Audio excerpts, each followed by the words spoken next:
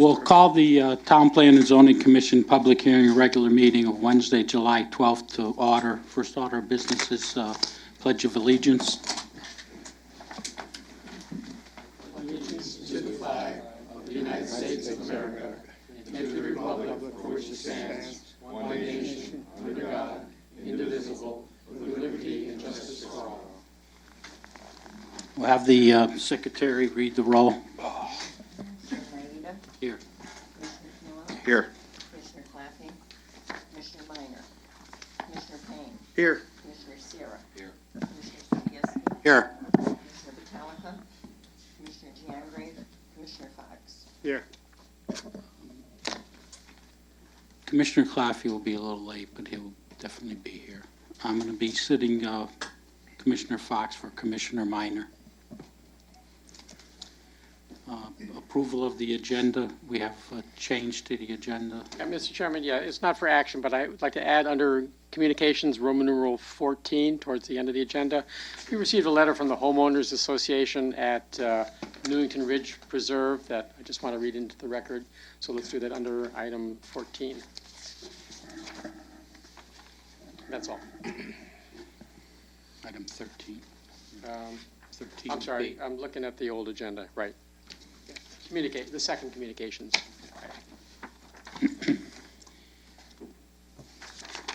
Next item is public participation. Anyone wishing to speak from the public, come forward. Limited to 2 minutes per person. State your name and address for the record, please. Gail Whitney, 31 Old Hatchery Lane. I'm also Executive Director of the Newington Chamber. I just wanted to clarify some comments that I made last month, a couple weeks ago, your last meeting, when somebody thought I was in favor of the moratorium on the signs. What I was in favor of is what Commissioner Payne was saying, as to get this done sooner rather than later, make it more 3 months, if even that long, than 6 months. So I just wanted to clarify that. I also wanted to tell you that I was at the library last week, and this gentleman, who I know, I've seen around town, came up to me and said, you're Gail from the Chamber, right? And I said, yeah. He goes, what's going on with the signs? Why is Newington so anti-business? I was not happy with that comment, and I said, they're not anti-business, but you have to understand that they just want to make sure that the town doesn't look cluttered. But we're working very hard to get these uniform signs, and we're just really hoping that this will all come to an end soon, favorably for everybody. So thank you. Thank you. Welcome. Anyone else from the public wishing to speak at this time? Okay, seeing none, the next item on the agenda is zoning enforcement officer's report. Turn it over to the zoning enforcement officer. Okay, quickly, before we get to the town attorney, everybody should have received the report for June. If anybody has any questions about anything that they've seen, again, we're going with the new format, so hopefully you're getting a better idea of how these things progress. Rather than just seeing the address and the date, you'll kind of see how we're working through it, and whether we're meeting with property owners or going out and inspecting or anything. It should give you a better idea of how things are moving through our process. I don't know if anybody has questions for me. I have just one on the 64 Long Street. It's just a complaint that goes back to February. Yeah. And it just keeps rolling and rolling. Yeah. Still unresolved. So, trying to adjust the process a little bit that's been done historically, and with this particular property, I actually had a meeting with the hearing officer. Anytime the town issues a fine, before we decide to potentially roll it over and lien a property or try to collect fines, we have to have the hearing officer affirm those fines and go through a process to actually put them on notice. So this property is in that process right now. So we're working to try, rather than just go to court, try to use the fine process as a leverage to gain compliance, because as you know, the court process takes a long time. Yes. So that's why we're going through that, and you should see on the next report what we've done since then in the last week. Okay. Any other commissioner remarks? Commissioner Sobieski and then Commissioner Sarah. Yes, Mike, two questions. When you're working on a Berlin Turnpike on the weekends, do you use a town vehicle or your own? Typically a town vehicle. Okay, so it's clearly marked. They know that you're a town employee doing that. Yeah, it has a town seal. Okay. Just the other thing, because I am concerned with the safety on the turnpike, this 50-mile-an-hour zone up there. Is there any type of warning device on it? Lights or anything, or no? There, I mean, I guess what I should ask first is, are you pulling into the parking lot to remove the signs? Or are you jumping the curb? Are you within the right-of-way of the road? I don't jump the curb. Okay. The car I have can't jump the curb. Okay. So typically, yeah, I'm either on a side street or parking lot, or I'm not on the shoulder. Okay. I was just concerned for your safety. That's what I am. Yeah, no, I'm pretty attuned to that. Okay. And you do have like a helmet or vest or anything like that when you're walking the side of the road? We have a reflective vest. Okay. The vehicle has rear-facing flashers. That's all I was concerned with. Thank you. That meets the OSHA requirement. Mr. Sarah. Mike, I know you are out on the weekends. I don't know if you've seen the We Buy Houses signs, the yellow signs with the red lettering. They are all over town on the weekends, on every corner. They are everywhere. They seem to be gone by Monday morning, but they're out all weekend long and they're all over the place. Yeah, a lot of them are in my office. So they're not taking them up and putting them down, or, they're not putting them up and taking them down. We try to get them as quickly as we All right. can. I do have a number of those. All right. Thank you. We're trying. Any other commissioner remarks for the zoning enforcement officer relative to his report? Seeing none, can the town attorney please come to the, Thank you, Mr. Chairman. Ben Ancona, Commissioners. You've asked me to come back to address some concerns regarding the proposed ticketing process for zoning violations. My understanding is that the concerns are dealing with due process, which we're always sensitive to due process, and whether or not you can serve, say, a tenant, a manager, and with a ticket, and et cetera. I'm not seeing any problem with doing that. I'm not seeing any problem with serving a tenant of a particular property. State statutes make it very clear that it's occupants, owners, agents. It's across the board. The whole point is to make it actually easier for Mr. D'Amato to do his job, and I'm hoping that the ticketing system will work that way. If you have any questions, I'd be glad to answer those. Right, but specifically, my understanding is that if the let's call it the ticket. If the ticket is served on the let's say the manager of the store, but not the owner of the store, sure, they're on notice now. And if they're a good citizen, as most businesses are, they now know that they've been violating the regs, and they come into compliance voluntarily. Usually people do.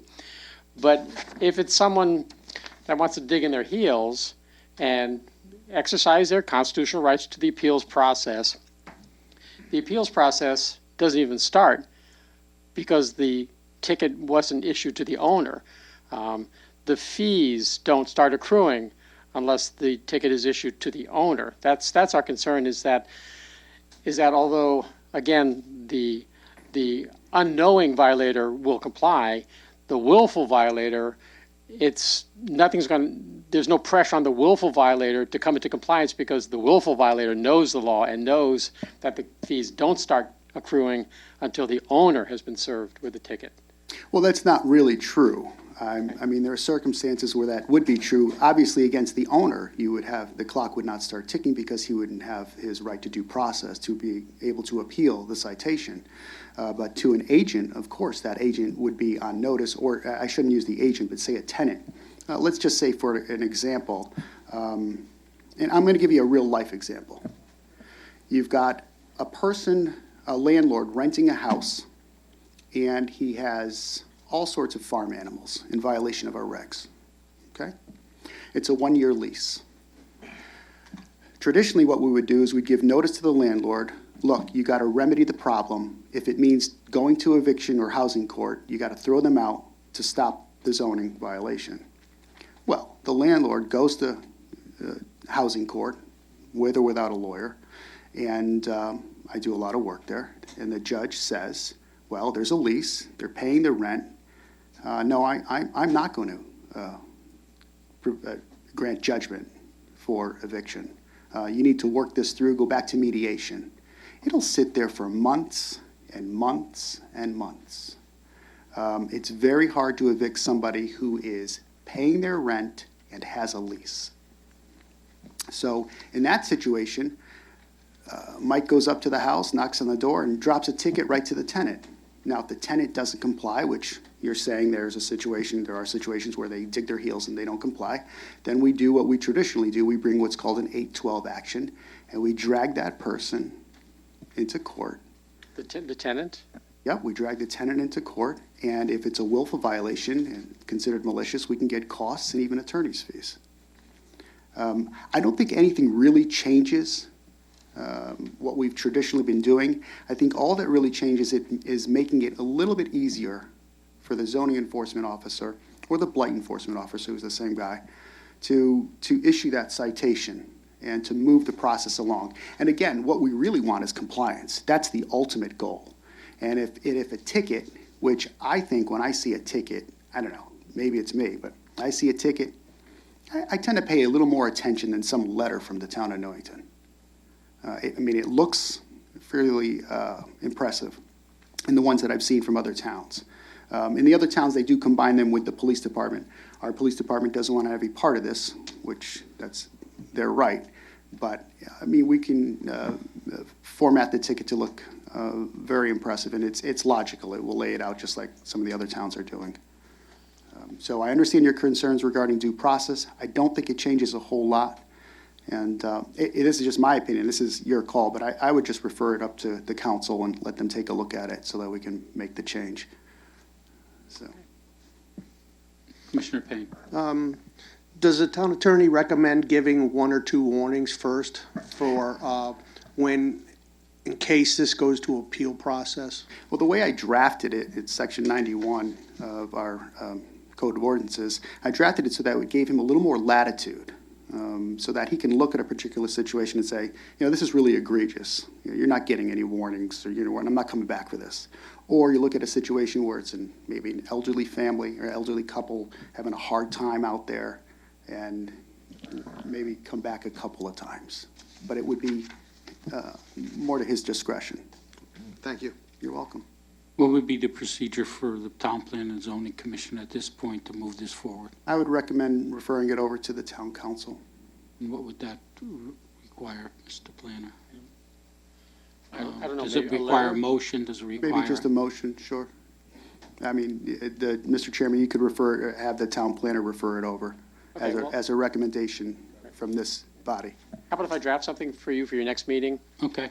That'll contain all the intent and then your wishes for this change. Okay, thank you. Thank you, Ben. I appreciate the clarification. You're welcome, Mr. Chairman. Any questions for the town attorney on this issue?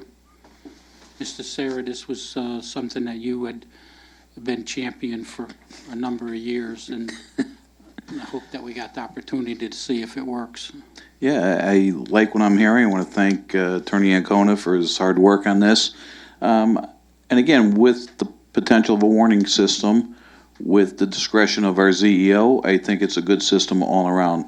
I did check into, I know you had asked me to look into that other form I had brought in. That form was strictly for signs, not signs, strictly for vendors. It did not involve this issue. I did reach out to a couple of people. I have not heard back yet to see what they're doing in those towns. But I think this will work fine. Okay. Any other commissioner remarks? Commissioner Fox? Through the chairman, Bob, Commissioner Sarah, when you were doing all this research, did you think of checking the actual statutes or ordinances? I don't know if it'd do any good, but I don't know. Have you thought of it? No, I didn't, because at that point, we were just trying to see what other towns are doing, and we were going through the town attorney, which he would check the statutes, he would check all that to make sure we were within our boundaries. Okay, thank you. I think you do a good job. Thank you, Commissioner. Any other questions? Ben, thank you very much Thank for you, Mr. Chairman. Gentlemen, good to see you all. time coming, Thank you. explaining it to us.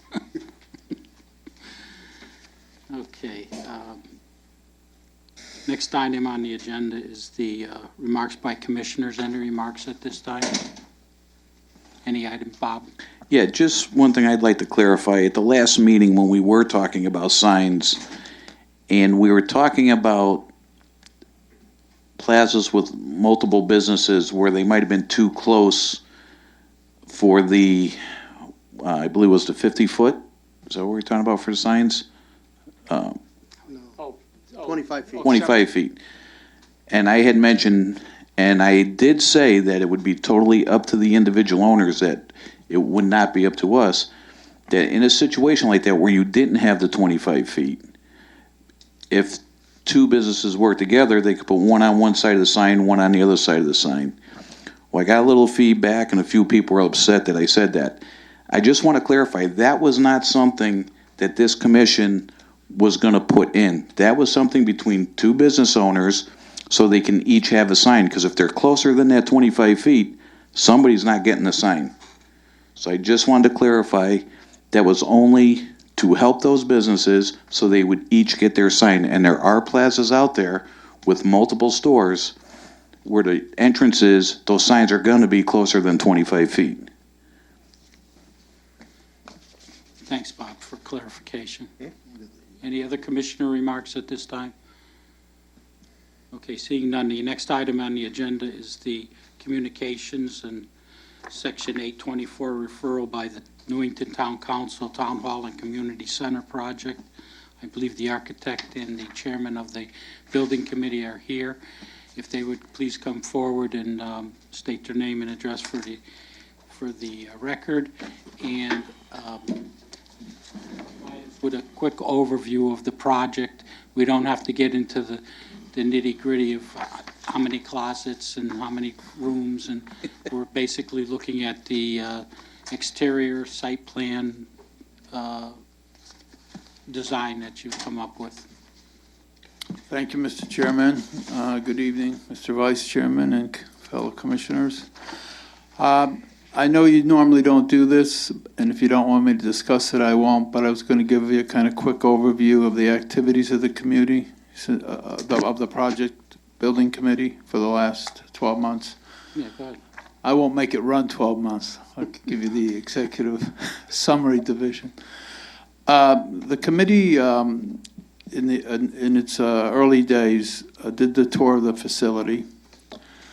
Two of our members had been on the previous committee, as you know, and it was quite telling, the tour. You could see a lot of deterioration in the things that you already read about and know about.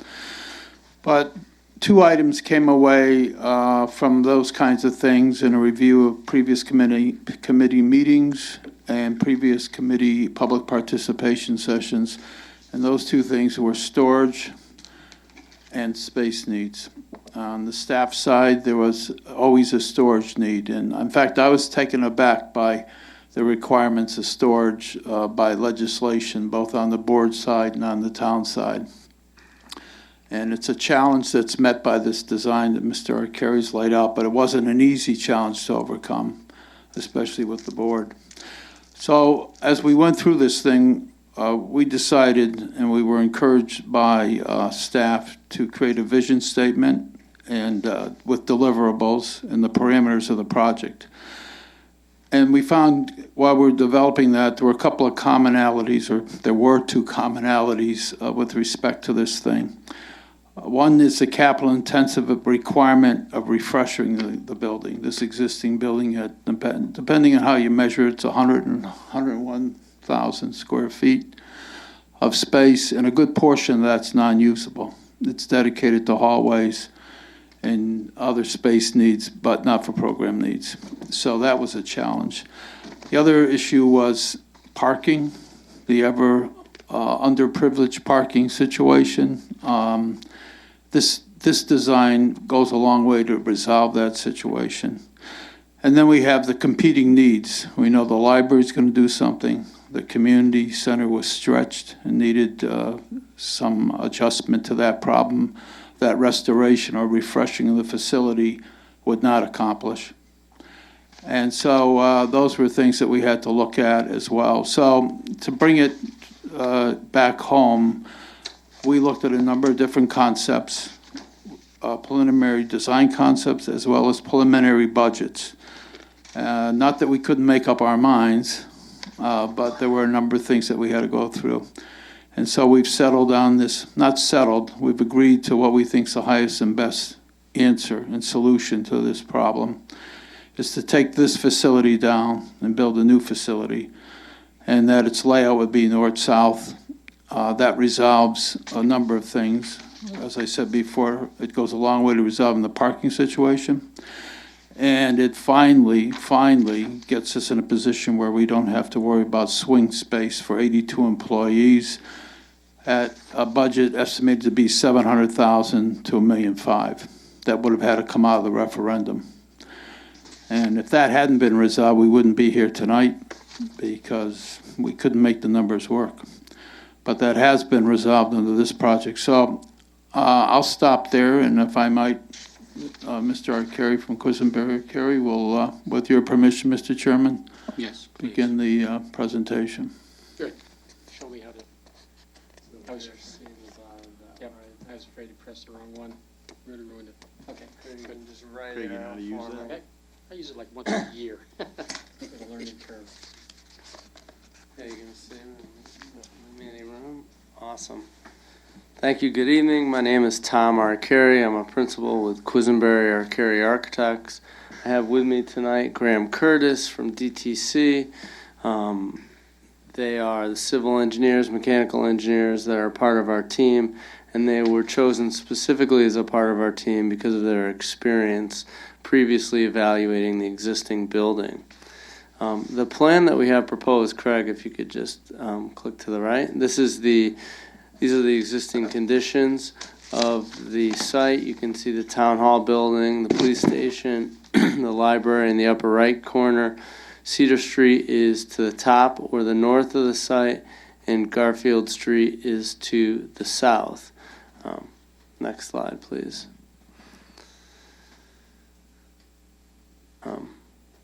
Next slide, please. Great.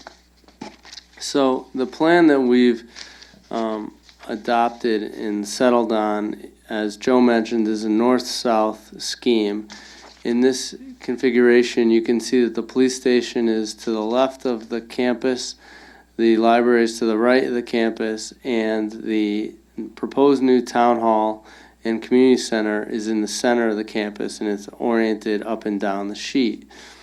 This building would be a proposed 3-story building, and it would sit into the grade. So what that means is that entrance from the library side of the building would be at the second floor, the mid-level, and entrance from the left side of the building directly across from the police station would be at the first floor. This allows us to deal with the significant topographic change that happens on the site. From the entry platform of the library to the lowest parking spot in the police parking area is about 22-foot grade differential. So there's about 2 stories worth of grade change here. So in this configuration, the building actually helps deal with some of the topographic struggles on the site. We located the building in this position because if you go to the next slide, you can see this is the configuration, the existing site plan. You can see the existing town hall is attached to the police station, and then there is a small sliver in the southeast corner of town hall that occupies the transition academy and some Board of Education functions. If you go back, Craig, we've located the building in this site because we can remove the little wing of the Transition Academy but maintain the rest of Town Hall. So the plan will be to build a new building and keep everyone in Town Hall. We'll make some temporary accommodations on the site and within the building. Once the new building is built, everyone will move from Town Hall into the new building. The new building will be demolished. We will cap the end of the police station and that will happen right at the back of the stairwell that currently is directly across us in the lobby. And then they'll build the parking area. This configuration creates a unique, what we call a campus-like feel, where you can walk from inside the lower level of the police station, go up stairs, walk out the east entrance, walk across the parking area. We've created sort of a pedestrian promenade across the parking area, walk into Town Hall, walk through the proposed new Grand Hall, which will have all the public services off of it, walk upstairs or take the elevator, walk out, across another promenade, and enter the existing library entrance. The other benefit to this scheme was addressing parking on site. As a part of this scheme, we're proposing the construction of temporary, not temporary, but permanent parking on the south side of the library. The goal is to accommodate parking that would be taken away by the building. Basically, the new building is going to be built on the existing parking lot. There are currently 93 parking spaces in that parking area.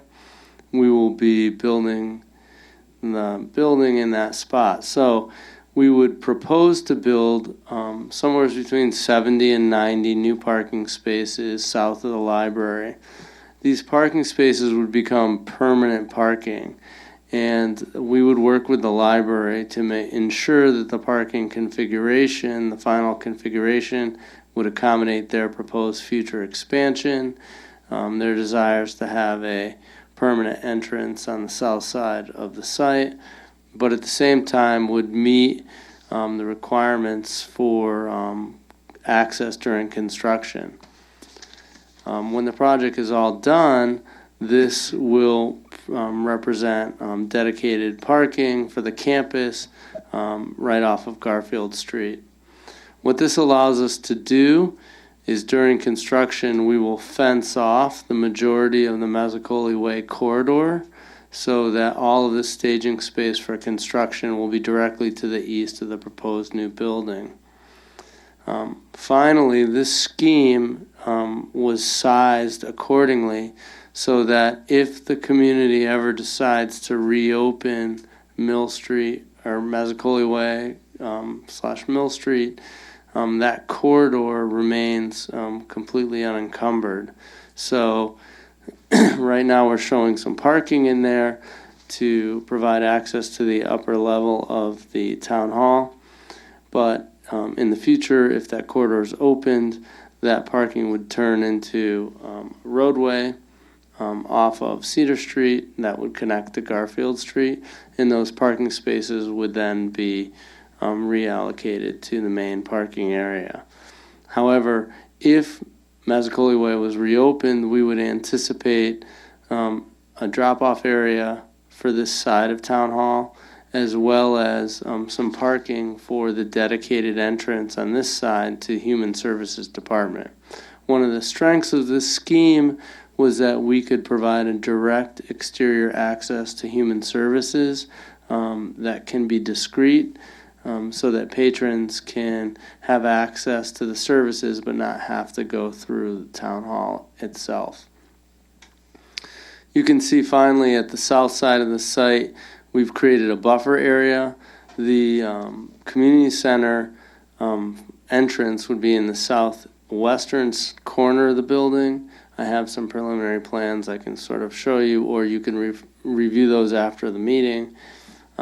But there would be a patio space, an outdoor learning area that would service the programs in the building, the recreation and other multifunction programs.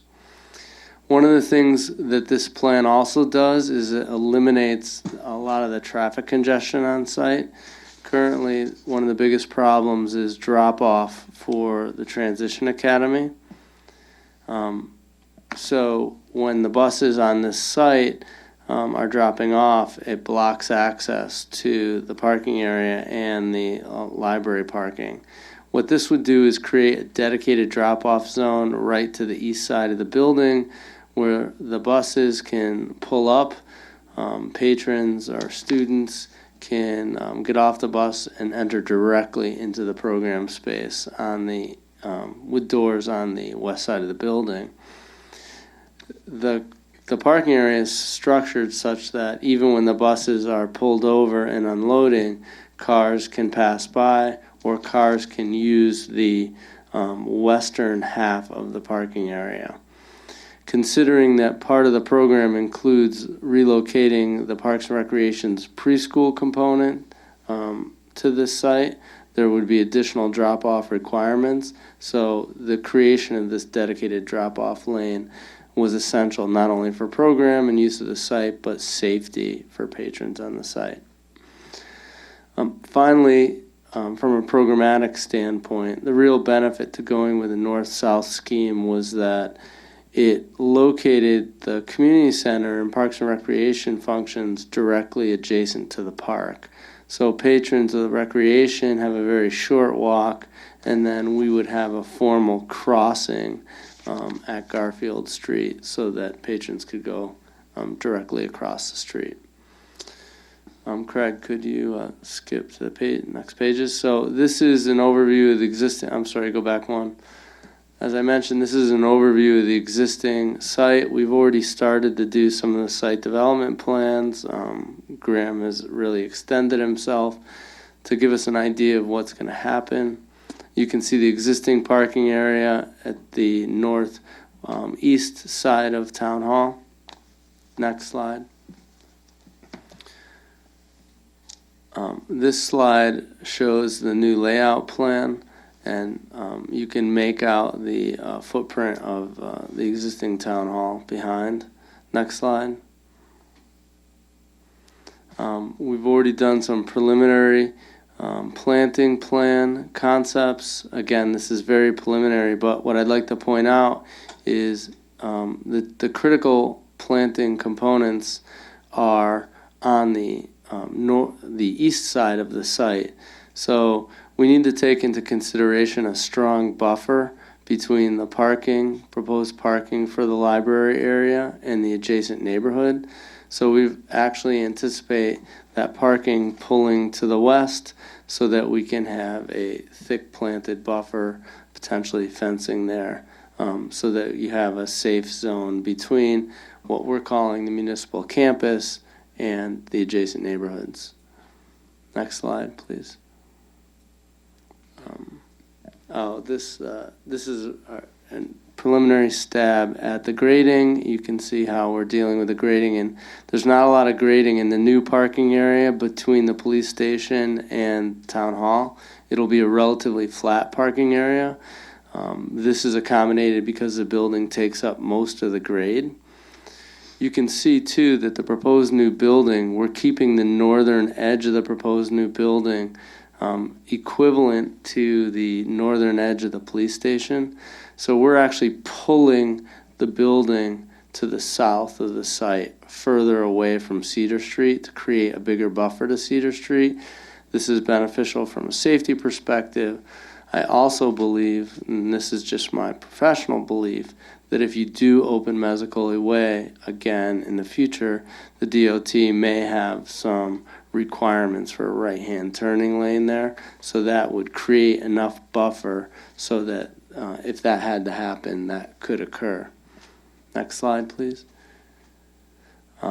This is just a look at how the utilities will come onto the site. We're already giving real thought to that. One of the benefits to building the building next to the existing building is that all of the existing utilities, the fiber line, the power, those can all stay in service while the building's being constructed. Next slide.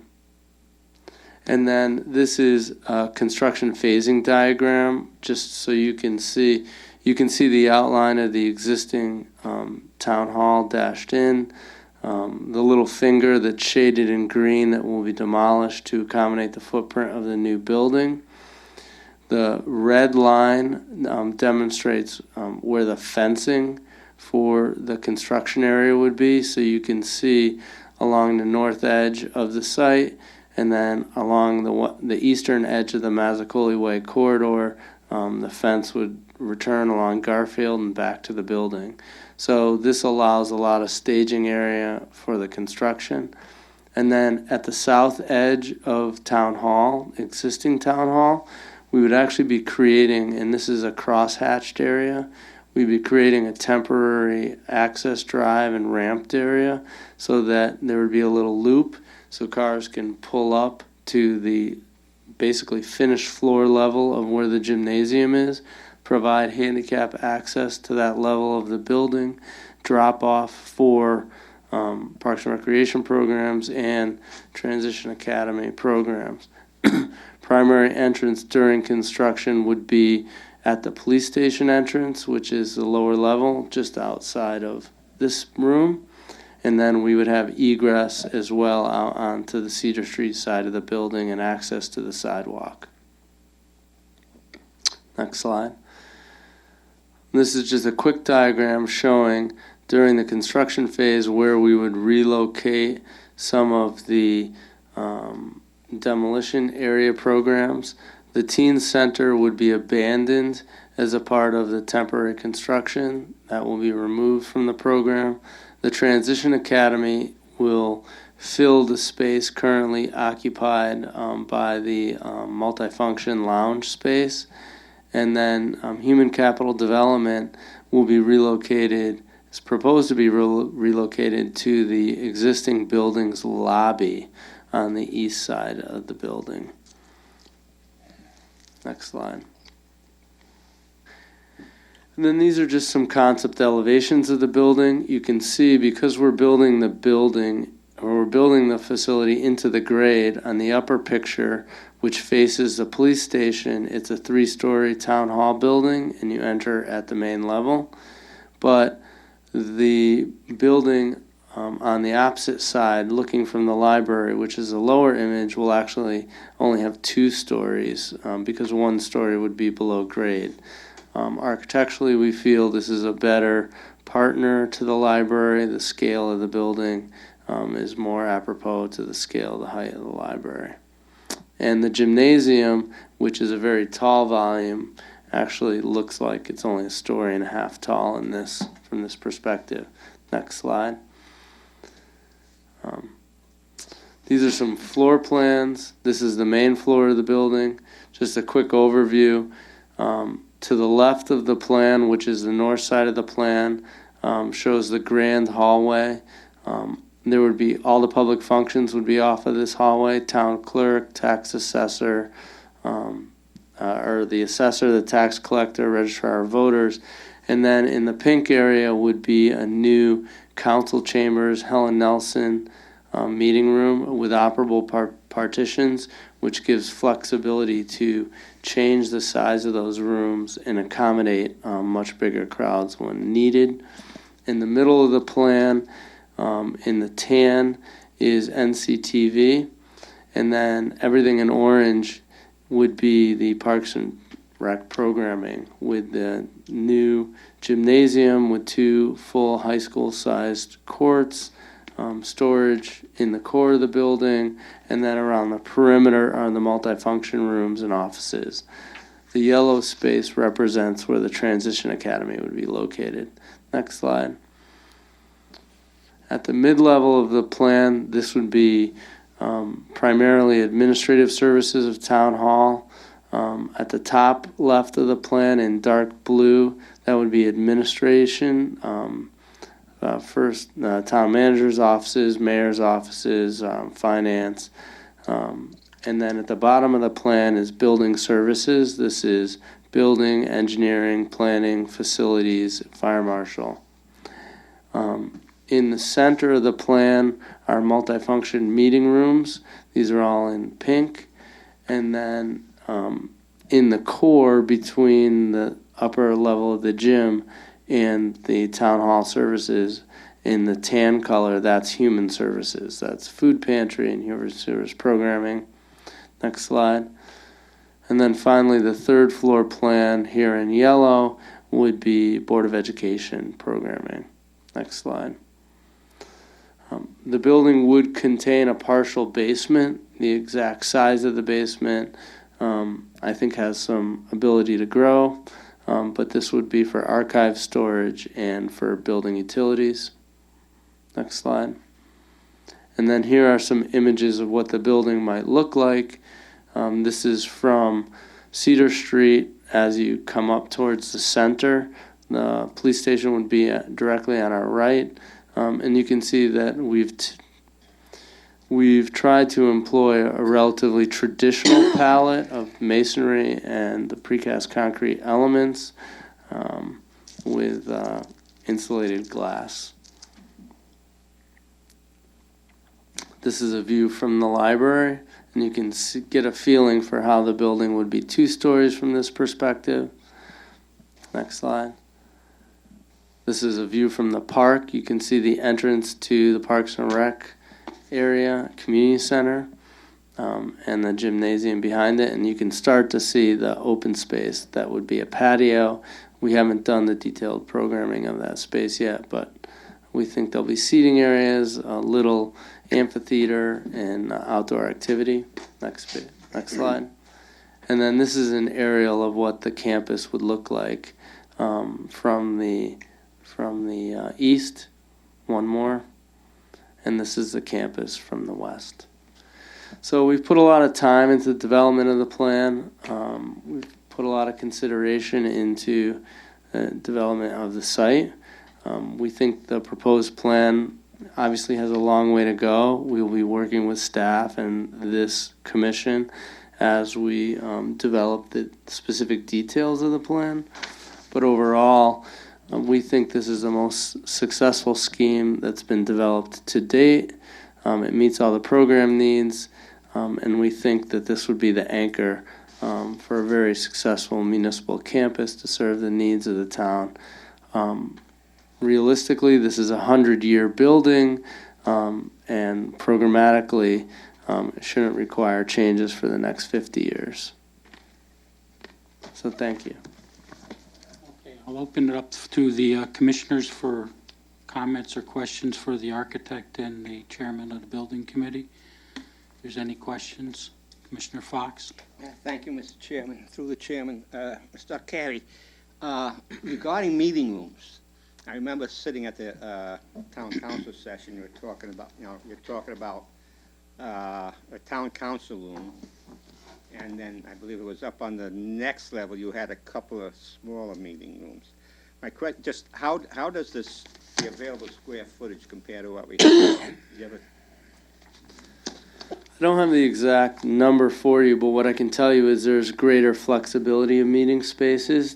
Because we're using operable partitions to divide the spaces, we have more than 12 individual meeting spaces that can be used at any one time by different groups. Craig, if you can go back to the floor plans, just answer the question quick. One more. So at the main level, there are 4 different meeting areas. The first of which is the pink. The pink is a joint space which would be town council chambers and Helen Nelson meeting room. The idea is have an operable partition between the dais and where the chairs are. What this will do is it'll allow the dais to be closed and secured. And then the center space could be used as a meeting space. There will also be an operable partition, or potentially 2, between the Helen Nelson meeting room and the seating area. What this does is it creates, so there could possibly be 3 meeting spaces here, or it could be 1 very large meeting space to accommodate an audience of 200 plus people. For overflow events, so you don't have to relocate your site. To the very right of the plan in orange is the multifunction room. This will be divisible into 3 individual meeting rooms. These 3 meeting rooms are significantly larger than L100 currently now. So just on the first floor alone, we have access to 6 individual meeting spaces configured. Craig, if you go forward to the next slide, you'll see that, other way. Sorry. Thank you.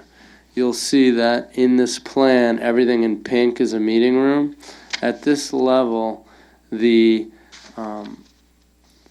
town manager and mayor have a dedicated meeting room that's in the upper left-hand corner. That's a programmatic requirement. The building services has a dedicated meeting space. That's a program requirement. And then in the core of the building are 3 meeting spaces. They can be divided as 1 big meeting space, 2 meeting spaces, or 3 meeting spaces. All of these spaces are comparable in size to L100. And then Human Services has a dedicated meeting space, which is required for HIPAA reasons, privacy reasons. And then finally, if you skip forward one more, at the Board of Ed level, each department, each core department has a meeting space, and then we've structured the floor plan to accommodate the training room in the center of the space. And the reason we've done this is so that when it's not being used for training, it can be used as a meeting conference room and can be divisible. So there's a significantly greater amount of meeting space and flexibility of meeting space in this building.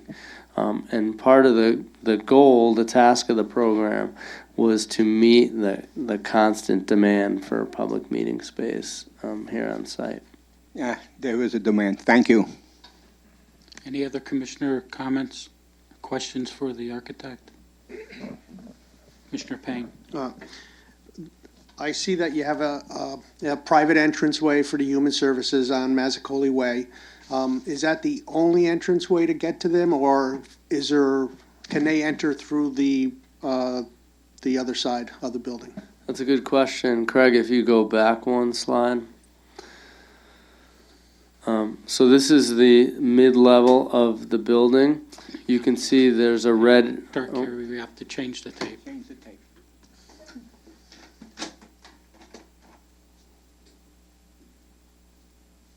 We could. I talked too much. You can see that at the top of this plan, there are 2 red arrows. The one to the left represents the main entrance across from the library. The one in the middle of the plan represents the direct exterior access to Human Services. You can see the food pantries in the upper left of the tan area, and then to the right and down below. But there is a direct access from the main circulation spine of the building. So people can enter the building from the lower level, they can go up in the elevator, walk around circulation, and get into Human Services from both areas. So yes. Okay. That's good, because I didn't think there was enough parking on Mazzicoli Way for all the Human Services employees and everybody else that visits it. So that's nice that they can access it through the main hallway.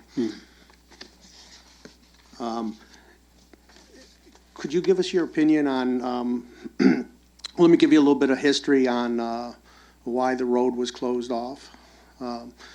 As you know, there was, most of the library parking was they were parking in the front parking lot of the town hall. And there was a lot of people walking from the town hall across Mazzicoli Way over to the library.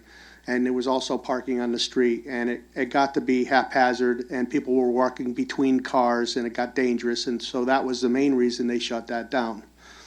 But with the parking now being planned for the library, moved over on the library land, with very minimum parking for the Human Services and maybe minimum parking for handicapped, accessible for the library, do you find that opening up Cedar Street can be done in a safe manner with emphasis made on safe pedestrian crossing for not only Mazzicoli Way, but also safe pedestrian crossing for the community center getting to the park? That's a lot of weight. I would say that because of the plan, the way it's configured, there would be significantly less pedestrian traffic across the Mazzicoli Way corridor. I also I do believe that there are ways to, open up Mazzicoli Way in a safer way than the conditions that existed before. I actually grew up in Plainville. I've been in Newington a long time, and I've used Mazzicoli Way when it was open and when it wasn't open, and experienced it. And cars came off of Cedar Street at a high rate of speed and turned right onto Mazzicoli Way. There are ways to control that. Headed eastbound, you have a dedicated right-hand turning lane that has a fixed stop bar, so that there's no green light. Like, you physically have to get into the turning lane, you have to stop, and then you turn. You turn from 0 speed, and then coming westbound, you'd ultimately want to have a turning lane at the light, so that again cars have to stop before they turn in. So no longer would in theory would cars be jetting into that corridor. And then by creating a dedicated crossing zone, which we're showing, an Esplanade, you can treat that so that, it's a true pedestrian area. That it can be a speed hump to reduce traffic speed on that road. So there are many ways to create a solution that's significantly safer than the historic conditions that existed. Thank you. Do you also have a dedicated crossing pedestrian way for the community center kids to get to Mill Pond Park? Or I didn't see it in the drawing there. Our plan isn't showing it. It's our intention to have a crossing there. We haven't really determined where on the parcel that would be and what that configuration would need to be. We would want to work with the traffic department, with the police department, and get their input on that. Thank you very much. Thank you. Any other commissioner remarks? There's been some concerns in the public and at the council level where they were concerned about if the closing of Mazzicoli Way, the elimination of parking. Do you feel that the elimination of I'm not sure how many parking places we're talking about, but would be an overly effect on the overall parking for the site? So currently, our current plan shows about 28 cars between the library and town hall. There could be more there could be less. Overall, the plan represents an increase of about 103 parking spaces as currently delineated. So the site is getting 103 cars. So if we eliminated the 28 that are in front of Town Hall, we still have an increase of about 75 spaces to the site. And we do have the flexibility to put some more in between the police station and Town Hall. I think we're going to want, as we get into schematic design and design development, we're going to want to take a hard look at what is the responsible increase in parking. We don't want to overpark the site. Right. We don't want to create so much impervious surface. I don't have to tell this commission about that. So I actually anticipate the number to come down anyways, because I don't know if we need that much increase at this point, and we could always hold more parking in reserve. As long as we have the space, you could always build additional parking if it became a demand. So I do not believe that the elimination of those parking spaces, if Mazzicoli Way was open, would detrimentally affect the improvements from a parking and circulation standpoint that we see possible at the site. Thank you. I wanted that on the record so that people that had questions about the elimination of parking on Mazzicoli Way would be how it would affect the overall plan. Commissioner Payne. Yep. In your calculations, are you including the 70-something parking spaces on the library in that calculation or not? That's correct. You So are it's including a total campus number. So, we're creating 75 to 90 spots there. One of the benefits to this scheme, when we looked at relocation options, there were a number of different relocation options to move town hall staff off-site, and then build the building where town hall was. And all of those options, we had to construct parking on the different sites that were available for town hall staff. But at the end of the day, you walk away from that parking lot. In this case, we're building a parking lot to accommodate the construction, but then it becomes our permanent parking spot. So we might as well use that as an asset in the development, and that those are factored into the total number. And there are a significant amount of patrons that, come and use the library, but they park in town hall parking. So building parking directly adjacent to the library is going to relieve pressure on the town hall parking areas. Thank you. Very good. Any other commissioner comments for the architect or the chairman of the building committee? Okay, seeing none, thank you very much. It was a great presentation. You gave us a real good overview of what the project is, and we really appreciate you coming. Thank you for your Joe. time, Thank Craig. you. I will issue that presentation to you digitally. I don't have a PDF on the stick drive. And then you can issue it to all the commissioners Great. for their Thank you. perusal. Thank you very much. Thank you. Mr. Thank Harvey. you. Thank you, Joe, Mr. thank you Carey. very much. Great job, thank you. Appreciate it.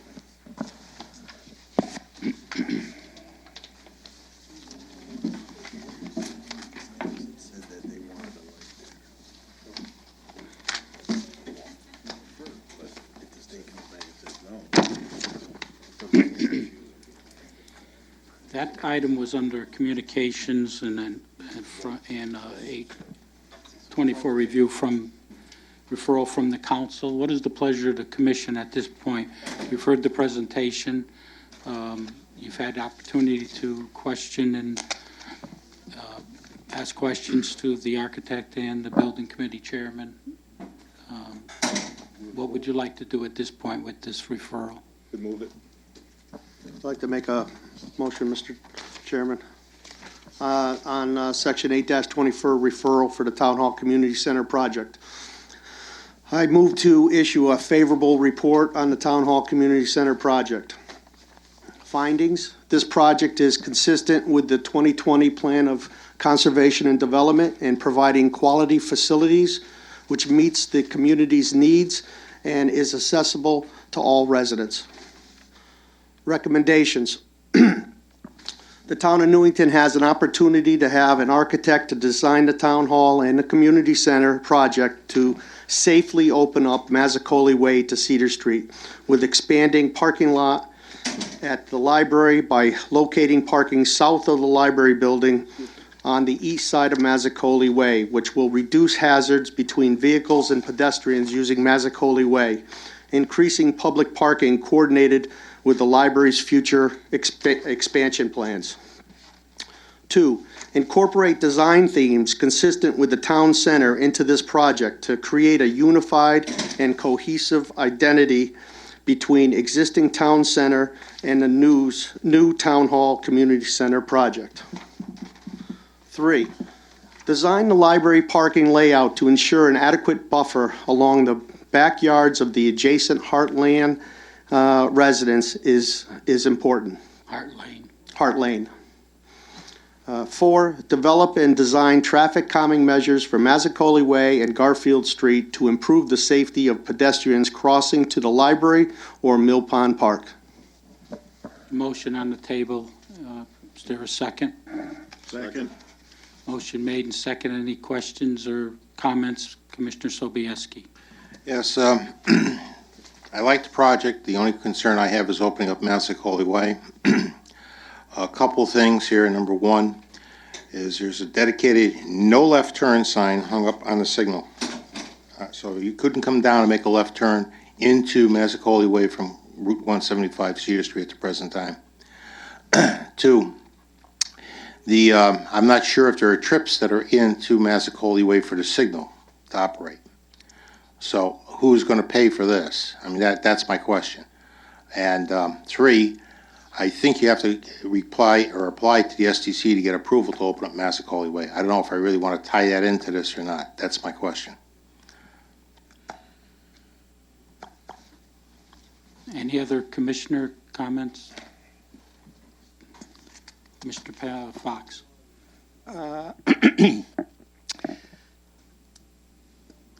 Considering Commissioner Sobieski's observations here, in evaluating the opening of Mazzicoli Way, I'm just saying, is that something that would preclude the approval or anything? In other words, once we approve, if we do approve tonight, if we do approve this Mr. Payne's motion, and it goes to the town council, who will be, designing the opening? I mean, will we have anything to do with it? No, that would be done by the architect. Uh-huh. And would that have to come back?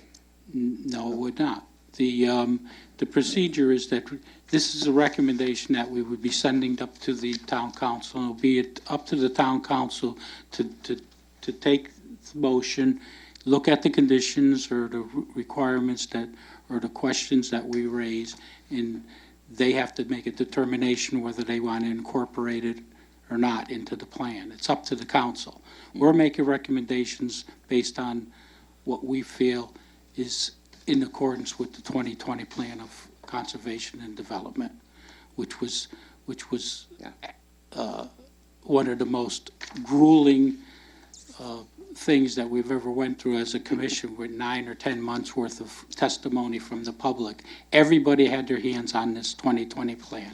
Yep. And this should not be a shock to anybody that this was in the 2020 plan, that we were looking to open Mazzicoli Way if we had the opportunity. In a safe, thank you. Within a safe thing. So it would not have to come back. We have the opportunity to have professional engineers, professional architects incorporated with this community center and town hall renovation and new building to have the professionals actually design the entrance and make sure that it's safe, make sure that it works, make sure that it complies with the state of Connecticut, make sure that it complies with the right-ins and right-outs. I'm sure that the sign that's up there now isn't such an obstacle that it stops us from even looking at this because there's a sign up there today. I mean, that doesn't even make any sense. Thank you, Mr. Chairman. The reason why is there's no turning lane up there. If you look to where there are turning lanes, that's my point. So something has to be done on Cedar Street. Well, the architect moved the building back from Cedar Street in line with the police department so that there would be a bigger buffer in anticipation that if we opened up, he said it here tonight, if we opened up Mazzicoli Way, there was enough room to put in a turning lane into a right-hand turning lane into Mazzicoli Way with a complete stop before you made the turn. So it's not people driving 80 miles an hour on Cedar Street making a 90-degree turn. They would have to come into the turning lane, come to a stop before they made the. Somebody would have to pay to have a turning lane installed on Cedar Street. That's my question. Would all be part of the project that we're looking at.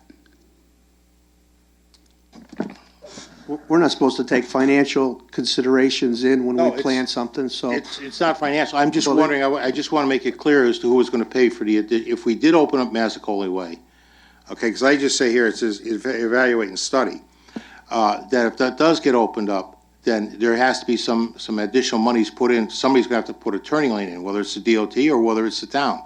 That's all I'm asking. But that's something that the council would have to, the building committee would have to contend with. That's not something that this commission would take into consideration, because we don't take into consideration financial needs or where the money comes from. And we're looking at the safe and the safety and the traffic circulation and items like that. We're not looking at what it was going to cost and who's paying for it. Mr. Sarah. Let me say this, I am in favor of this project. I like the presentation. I thought they did a fantastic job. I am hung up a little bit on Mazzicoli Way. I want to make sure if it's opened, it's done right, it's done safely, and I know that's also your concern, Commissioner Payne. I just don't like tying, I believe, and I may have heard it wrong when you read the conditions. They weren't conditions. Not conditions, Just recommendations. Right, okay, I used the wrong term. Yep.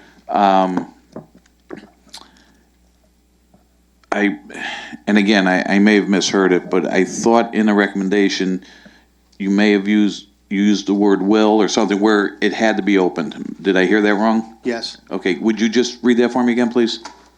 Yes, I'll read that. The recommendation, number 1, the town of Newington has an opportunity to have the architect to design the Town Hall Community Center project to safely open up Mazzicoli Way to Cedar Street with expanded parking at the library by locating parking south of the library building on the east side of Mazzicoli Way, which will reduce hazards between vehicles and pedestrians using Mazzicoli Way, increasing public parking coordinated with the library's future expansion.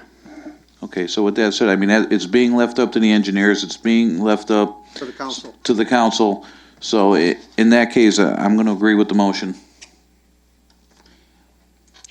I mean, these are not conditions we're sending up to the council saying you got to do this or we're against the project. These are recommendations. We're doing our job as a town plan and zoning commission under 824 referral.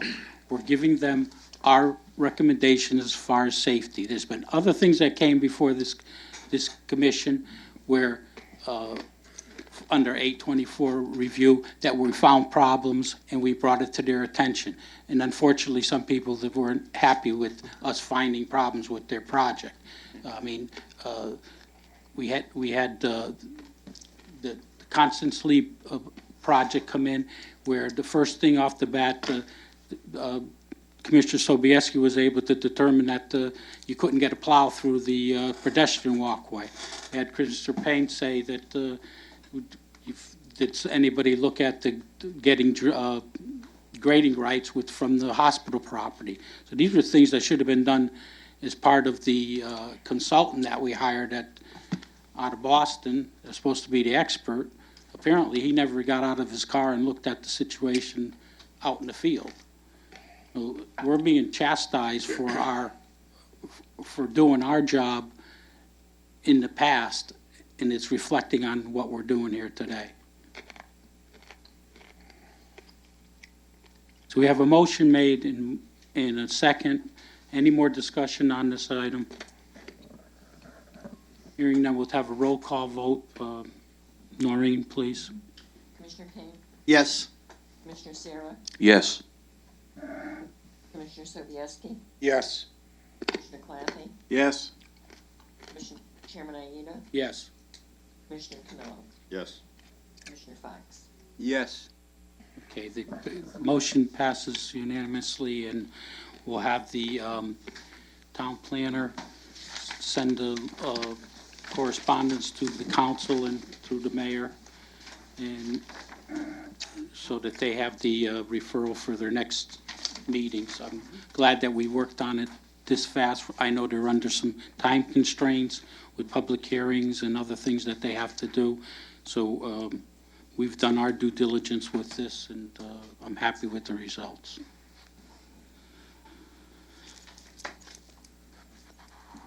Next item on the agenda is public hearings. We have a open public hearing that was a continuation. We'll have the Vice Chairman read the procedures because it's still open.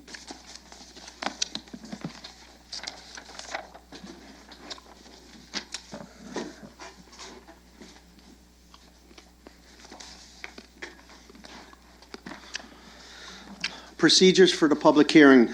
The order of proceedings at a public hearing shall be the following. A, convening by the chairman. B, reading of the notice by the commission secretary or the commissioner designated by the chairman to act in his stead. C, identification and location of the property involved by the town planner. D, a statement of the issue to be considered by the chairman or the town planner. E, presentation by the applicant, limited to 20 minutes unless a specific extension is granted by the chair. F, persons wishing to speak in favor of the application, limited to 2 minutes per person. G, persons wishing to speak in opposition to the application, limited to 3 minutes per person. H, rebuttal by the applicant, limited to 5 minutes total. I, rebuttal by the opposition, limited to 5 minutes total. During a public hearing, it shall be within the discretion of the chairman whether the time limitation should be varied slightly, provided the commission consents to any such variance. In no case shall the extension be for more than 20% of the allotment indicated above, or 1 minute, whichever is greater. Okay, would you please read the public hearing 2117? Petition 21-17, special permit, section 3.2.4, senior assisted living at 751 Russell Road, HDC 1 LLC, owner and applicant John Kozlowski, CME Associates Incorporated, 33 Wilbur Crossway, Mansfield, Connecticut. Contact continued from June 28, 2017. Okay, if the applicant is here and his representatives, please come forward, state your name and address for the record. And this is a continuation of from the last meeting. There was some questions raised. I believe you've given us tonight a traffic report that we're going to put into the record, and we want to answer the questions, that have been raised so far. Sure, So for the why don't record. you continue with the public hearing? Sure. Thank you. Thank you this evening. For the record, my name is Michael Frisbee. I'm the owner of 751 Russell Road. I have with me tonight Pete Parent from CME, the engineering firm, and George Prouty from Senior Solutions. At this point, I'm going to have Pete Parent read into the record the letter about the traffic, which was a big issue. Yes.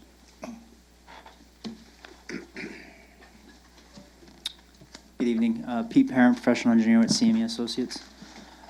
In response to some of the questions that were raised regarding traffic on East Cedar Street and Russell Road, CME had their traffic engineer review the previous report that was done for the Amara development and review new trip generation calculations and provide a letter of response to those concerns.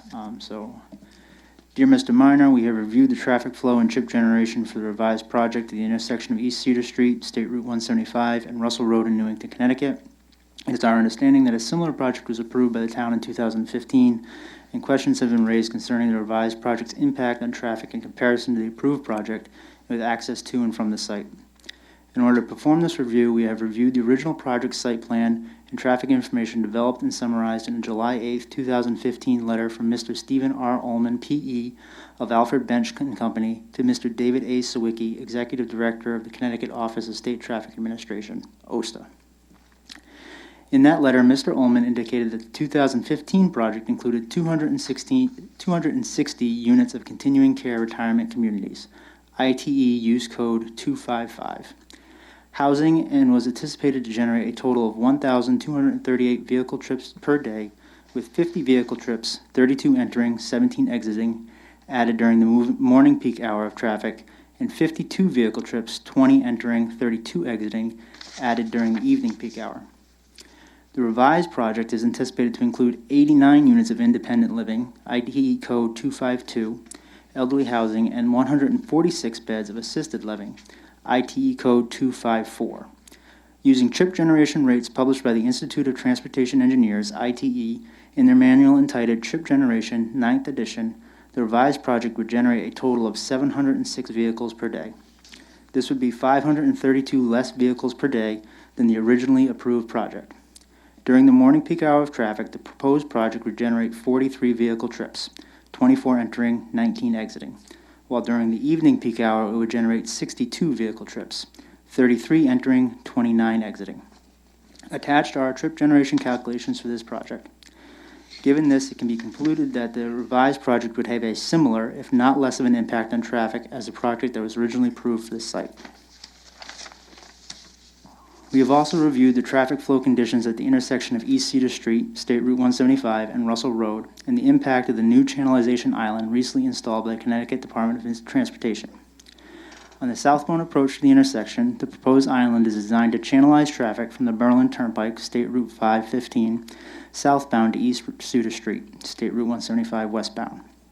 It does not change or alter the traffic patterns in the area or affect the distribution of site-generated traffic from the proposed project. In order for site traffic destined for Weathersfield east of the site to access East Cedar Street, State Route 175, eastbound vehicles would use the on-ramp to the Berlin Turnpike, State Route 5 and 15, southbound, and immediately exit using the ramp to Route 175 eastbound. This is the same way traffic from the originally approved project would access this road. A review of the island's location in relation to the proposed driveway to East Cedar Street at State Route 175 at the west end of the site indicates that there will be in excess of 500 feet between the nose of the new island and the driveway. There should be sufficient distance for vehicles from Weathersfield traveling westbound to East Cedar Street, State Route 175, to access the western site driveway. It is also understood that concerns have been raised on the speed of traffic on the Russell Road approach to East Cedar Street, Route 175. It should be noted that the traveling speed on this approach is directly related to and limited by the geometry of the road ramp itself. Since no significant changes have been made to the geometry of that approach, the speeds of vehicles on this approach should not change significantly with the addition of the island. We trust this addresses the traffic-related concerns of the town. Please do not hesitate to contact me if you have any further questions. Very truly yours, J.A. Coolis Jr., Manager, Traffic Engineering. And attached to this letter is the chip generation calculations.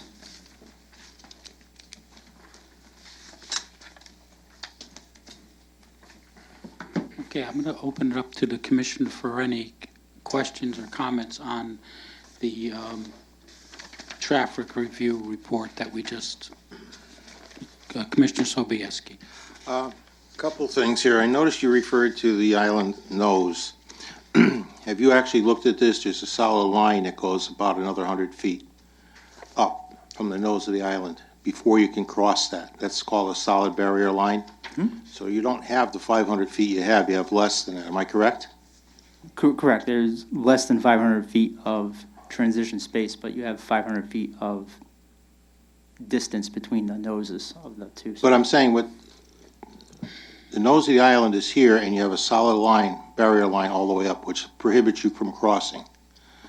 Where that ends and the skip lines begin all the way down, do you still have your 500 feet at the end of that line? No, there's not 500 feet of skip lines. Second question I have is, and I noticed that's why I had asked the commission to get a copy of the previous agreed to minutes for Amara. I believe at that point we were requesting turning lanes be installed on 175, or was a suggestion from the previous projects. Correct. Two previous projects. You know, because I know for a fact, no matter what road you drive on in the state of Connecticut or in the town of Newington, people don't pay attention to signs. As you're coming up that hill, and you're going to, sure as hell, you're going to try to have somebody trying to make a left turn into that thing from the high-speed lane of 175. You're going to have side swipes and head-on collisions. What are you going to try to do to stop that? So the current proposal is for the right turn in, right turn out. This whole project has to go to the Office of State Traffic Administration and to Connecticut DOT for approval. Mm-hmm. Based on Connecticut DOT's published standards for traffic lights, this trip generation doesn't meet the warrant for a traffic signal. We understand that previously the commission had made a recommendation when this got forwarded to OSTA, and we are certainly open to that recommendation being made again. And the other question I have here, and it's not really addressed in this, but have you, Jensen Machine, have you come to some agreement with them, or have they come to some agreement? We're continuing to work with Jensen Machine. Again, Russell Road being a state road, that State Road 424, yeah. That intersection is going to require approval by Connecticut DOT. You know, the applicant is committed to working with Jensen Machine to come to a mutually agreeable solution to their facility and their driveway.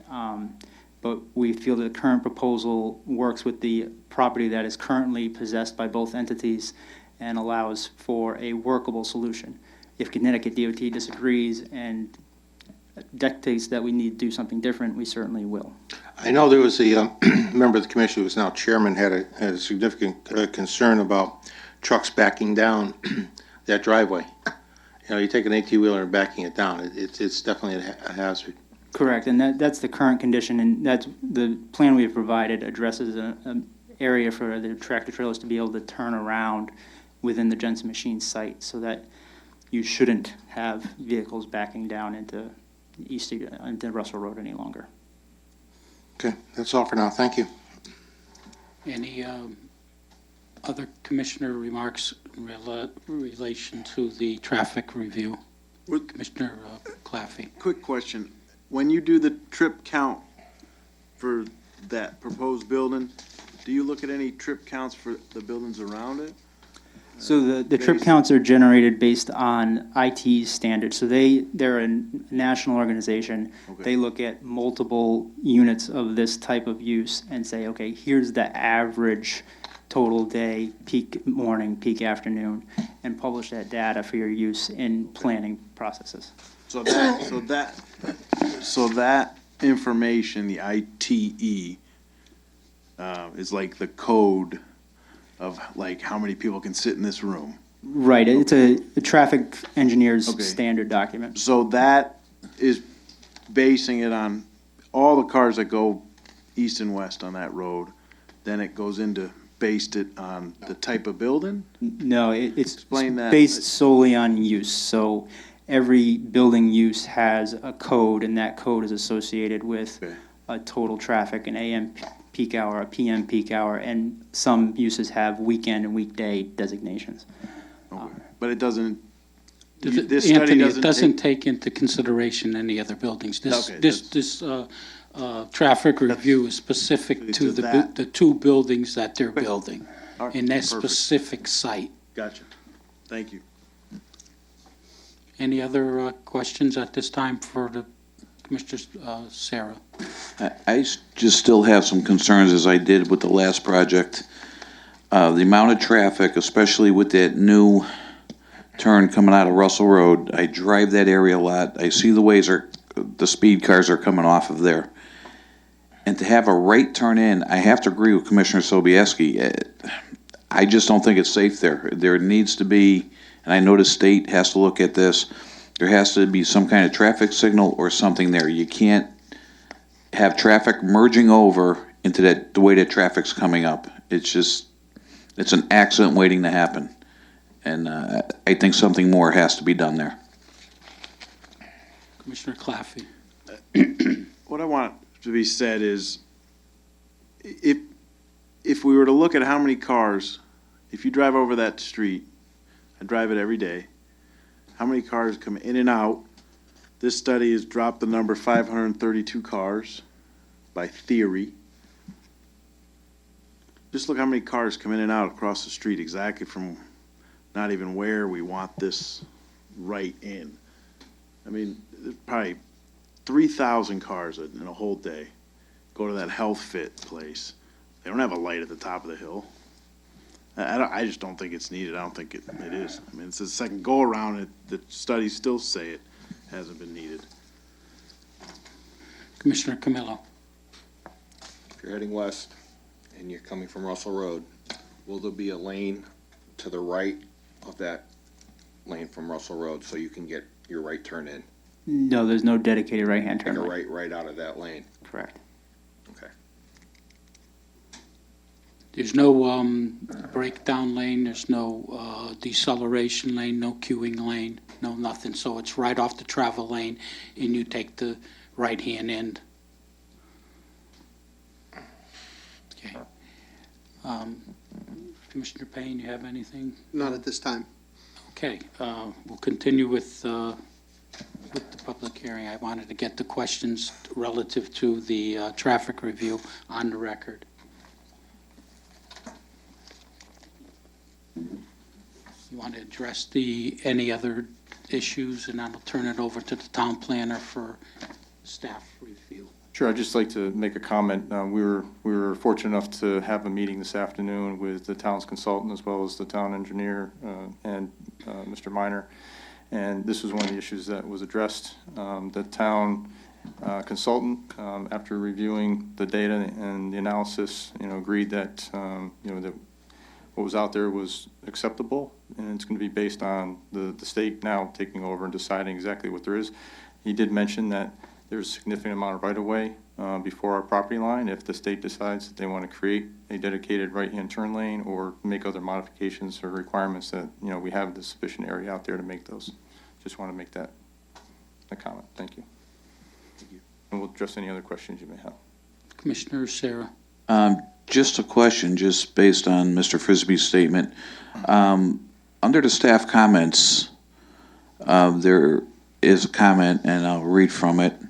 The town staff met last week to review the revised site plans. At that meeting, the Acton Town Engineer expressed concern with the right-in, right-out driveway onto East Cedar Street and with the fact that the plans don't reflect the new traffic island at the intersection of Russell Road and East Cedar Street that DOT installed last month. He is also concerned that people leaving the site via Russell Road are prevented from turning left towards Weathersfield, which is probably what many people want to do leaving the facility, will want to do. I have directed the applicants to submit a traffic study, and they have agreed to do so, which they did submit. But is the town engineer still have these concerns, or is he okay with this now? Well, he received that report this afternoon. He had, all of a few minutes to look at it, but he did read the letter, and he did not indicate to me that he was still concerned about those issues because they were brought up in the report. We got the traffic counts, which was the main thing that he was looking for, and the author of the traffic report mentioned that the way vehicles leaving the site will be able to go to Weathersfield, the way they'll do that is to get on 515 South, right, go over the overpass, and then come around. And that was the question that we had, which led to the memo, but the memo did address that. Okay, I'd like to see some kind of update from the town manager on his opinion with this. I'm sorry, town engineer? Sure, okay, certainly. Any other comments at this time? Mr. Planner, you want to?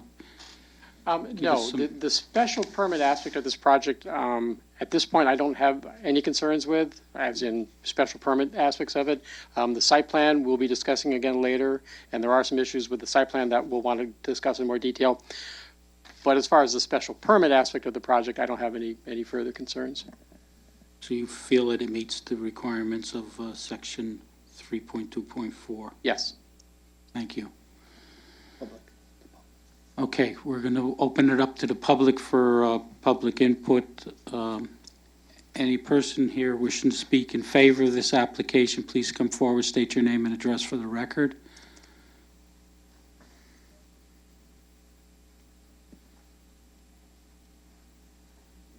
Gail Bedraco, 21 Isabel Terrace. It's, again, I'm in favor. I don't have any problems with the project, but if I can just question some of the traffic.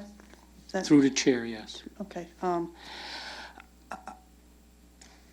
With the new lane that's, this DOT installed, and then there's that solid line and the 500 feet that they're talking about, my issue is, and my concern is, because I drive there every day, I think as Commissioner Claffey had mentioned, people are from that right-hand lane now try and pull over to get into the health tracks, which is on the left-hand turn. Then you're going to have people coming down that same road trying to take a right-hand turn into the new facility, and that's a very short distance, and that's got to be looked at, because there's again, because there's a solid line, you're going to have people coming off trying to immediately take a left into health tracks, and you're going to have people coming immediately trying to take a right into the new facility. And that's a recipe, I think, for some disaster. That's number one. And then number two, I just have it might have just been addressed, I'm not sure, but I'm thinking of people who, either staff or visitors, who either live in Weathersfield or are trying to get to 91. If they're coming out of the exit of the new facility on Russell Road, they won't be able to take a left to get to Weathersfield or to get to 91. And/or if they're coming off of the new driveway onto Cedar Street, if they live in Weathersfield or want to get to 91, they won't be able to take a left. So they're going to have to be like, kind of take a big old U-turn through Newington Center. Well, the people that would be going to Weathersfield will probably exit off of Russell Road, and they've given us what they consider the remedy to that by looping back onto the turnpike. How can they loop onto the turnpike if they can't take a left-hand They're not going to take a left, they're going to take a right and take the exit onto the Berlin Turnpike. I mean, it's in the report. You want to explain that, Yeah. please, Mr. Parent? Yeah, that was the same mistake I made originally. Mr. Parent, can you Okay. explain that so that she has an understanding? And the yeah. commission does too? Yeah, so here, it's actually probably better if we look at it. And, so Russell Road intersects with the on-ramp from the Berlin Turnpike. At the intersection of Russell Road and that ramp, there's an opportunity to take a left and head in the opposite direction and then come around. But then you'll still have people coming off of the turnpike going this way, then you're gonna have people kind of making a loop while people are still coming. Right, so a left-hand turn is allowed at the intersection of Russell Road and this ramp, which would allow you to get over 175 and back heading in the opposite direction. Well, I don't live in Weathersfield, so it's not a problem, but I think there's just a couple issues there, if you can just maybe think about it again. Certainly, the issues with traffic on 175 and the crossing traffic of turning in and out of additional businesses is something that OSTA will certainly be taking a look at when this application goes before them. Thank you, Mr. Parent. Any other public wishing to speak in favor of this application? Not in favor or against yet, just regarding the application. I haven't followed it closely. I wish I saw the plans. I don't know if this is going to be is this hearing going to stay open for another week? I understand it's been open since the end of June, so I wish I caught some of that. Are the plans online? Yes. Okay. Yes. So I remember originally when the first discussion of a senior housing or whatever it was came out, everyone was excited. We thought that was great, as opposed to a strip center and a commercial plaza. But then when the Mara's plans came out, I was very highly skeptical of it, and I was especially disturbed about the fact that it was not a downsizing and it would have required a new application. But that's all behind us now. I'm just curious, is this proposal, is this considered a downsizing or equal size? Anyone has the answer to that? I don't know, I'd ask the applicant. I have to Feel like admit- this is a downsizing, or is this equivalent to the Amara application, or you think that Square this is? footage-wise? This is a separate application altogether. It I has less understand that. units. It's nothing near what the Amara application was. It's a totally different application. It's a totally different use. They had, theirs, if I'd explain it, was the Taj Mahal. It had all these other uses involved. We're just simply looking for an assisted living facility with memory care that is better serving the market, you know, and the independent living, better serving the market and the needs that we have today. Thank you. My gut feeling was that it was going to be a downsizing because I thought Amara was too big to fit the site. There was issues with parking and everything else. I've kind of earned a new respect for Mr. Frisbee after observing his work in New Britain on Farmington Avenue and Alexander Road. Did a great.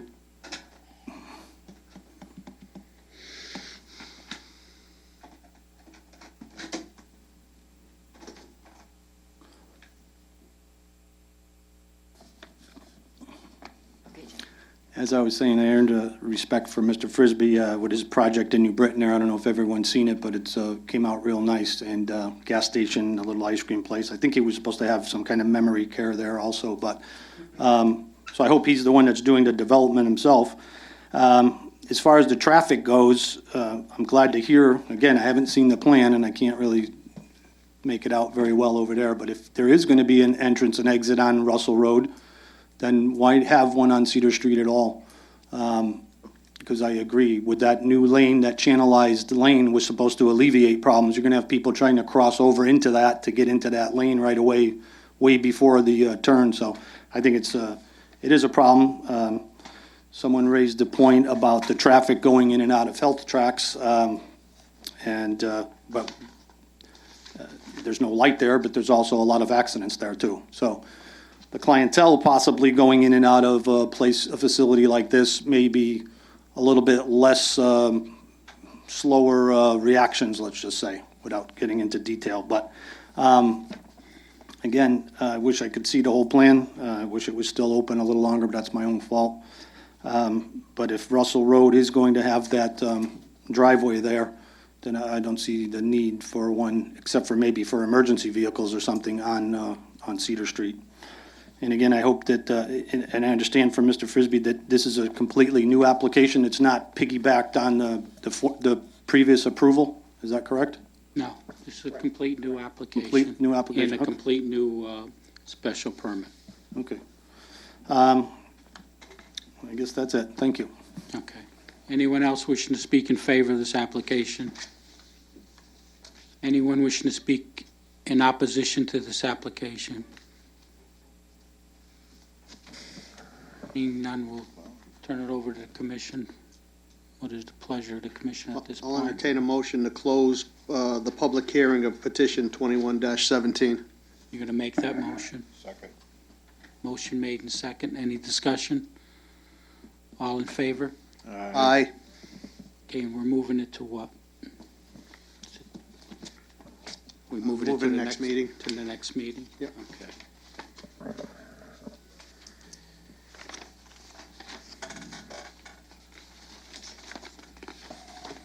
The public hearing portion, the gentlemen are still under new business under the site plan approval. Next item on the agenda is approval of minutes of June 28, 2017. Right, actually, no, I'm sorry, those minutes are not ready for approval, so let's Okay. table that. Thank you. All righty. Next item is petition 2217.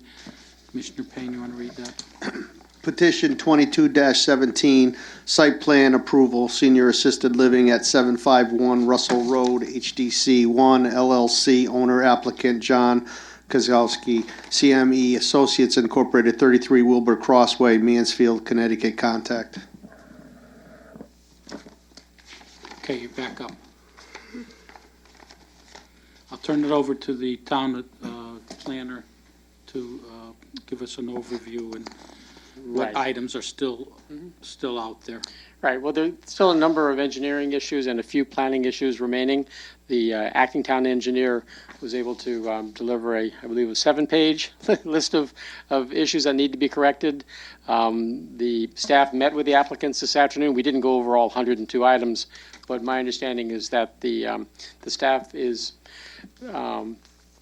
comfortable that the applicants can make those changes. One substantive issue that we discussed this afternoon was the LID requirement. As everybody knows, the town's new LID regulation is rather subjective.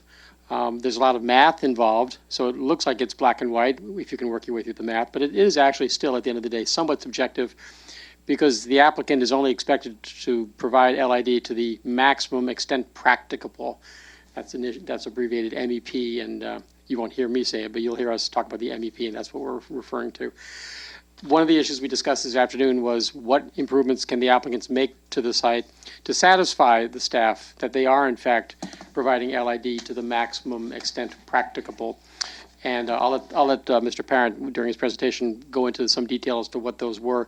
But again, the staff was satisfied with what the applicants said this afternoon, that they will be able to enhance their drainage plan to meet the requirement of the town's LID regulations. Good Okay, evening. you're up. For the record, Michael Frisbee, I'm the owner of 751 Russell Road.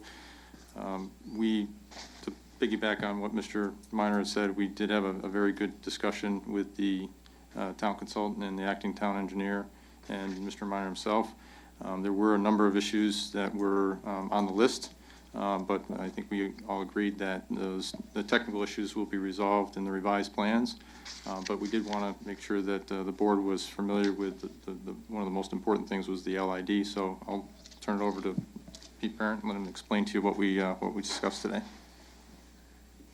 Did you come to a resolution on it, Mr. Planner, on the LID? Yes. Okay, great. So- Give us an overview of what the LID is. So LID stands for low No, impact. what it is for this project. Okay, so Craig, if you could switch to the drainage plan, I think it's 2 sheets, yeah, there you go. So the original proposal that we provided for review included some minor LID measures. There's a rain garden in between the 2 buildings that would collect the impervious area of the large walk in between the 2 buildings, the impervious surface of the memory care garden, and the grassed area in that island created between the 2 buildings. In a revised set of plans, which is not projected here, we had also added some tree wells. Actually, the tree wells are included on this site. So we added some tree wells, which are concrete boxes filled with a growth media that you plant a tree in, and have a curb opening that allow water from the paved area to directly, basically, water the tree. And any overflow from those drains through the growth media into an underdrain and then is discharged to the remainder of the drainage system. The engineering review indicated that they didn't feel that this was sufficient, which was part of the impetus for the meeting that said, okay, we need to figure out what is going to be sufficient so that we can provide you with a design that is acceptable to the town without, going back and forth multiple times. And they were very accommodating. We discussed a bunch of options. But what we finally decided on is that we will be utilizing the area immediately south of the access drive that runs west to east, right at the entrance there, just south of that detention system. And we'll be creating a bioswale or rain garden in that area to collect whatever impervious areas that we can get direct there. We'll be using the large island to the northeast that parallels Russell Road, where we have our existing underground detention system. We will be putting a rain garden bioswale type device above grade in that location and adjusting some grading of the traffic circle and parking in that area to direct as much impervious surface as we can to that, and possibly directing some roof runoff from either the independent living or the assisted living building. We'll also be expanding the dimensions of the existing proposed rain garden and directing some roof runoff from either of the 2 buildings to that location. And then we'll also be looking into the possibility of adding another rain garden bio-retention swale north of the parking that is west of the assisted living building. And basically what we agreed to is that if we can provide treatment in those areas, that would be the maximum extent practical. Okay. Any questions on the LID for the engineer? Any questions? No? Okay, the underlying, this is on a rock, isn't it? Yes, there's shallow. How much soil is there between there's not much soil there. I mean, where's it running into? It's running into the rock and running off into the street? Currently, so the western half of the site is very shallow ledge, less than 4 feet. Right. The eastern half of the site has a good amount of fill placed on it from the previous project.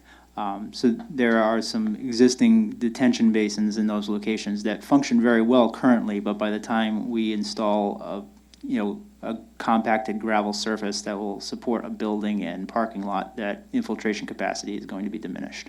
Okay.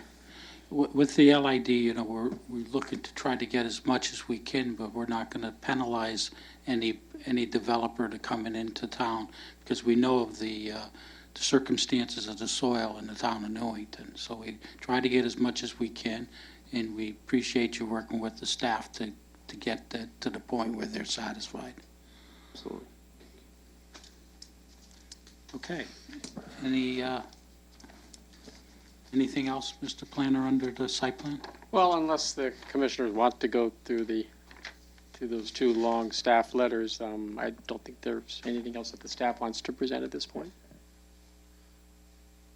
They pretty much addressed the concerns of the staff. Well, they've agreed to. They haven't yet. In all, the revised plans don't address all of the changes that the staff has asked for, but we've discussed them, and the staff is satisfied that the applicants are able to make the changes that the staff has pointed out. What is your recommendation as far as moving this along? Is the site plan? You want to wait until you you want to wait until Give you my get preference, yes. Yeah, you want to wait until you get everything in line. I think to the next meeting, yes, that would be my preference. Okay. So we're gonna at this point. You got anything else? Is that it? The only other thing that I would like to point out is that in response to one of Mr. Minor's comments, we did provide the previous boundary survey, which substantiates the A2 of the site. Any commissioner comments or questions? Okay, so we're gonna move this from a new business to old business for the next meeting. We'll take it up with the special permit. We'll take them both up at the same time. Okay, so we'll see you in a couple of weeks. Thank you. Thank you very much. Okay, next item is old business, and we're showing none, Mr. Planner. Correct. Yep, that's the laptop. Okay, it's yours. Thank Yeah, you. petitions for public hearing scheduling, None? none. Town planners report.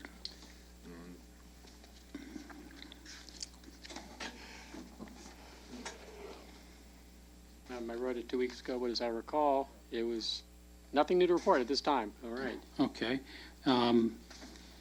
Communications, we get our usual CROG zoning report for the surrounding towns, and there's also a letter that the planner received from, and we'll have him read that into the record.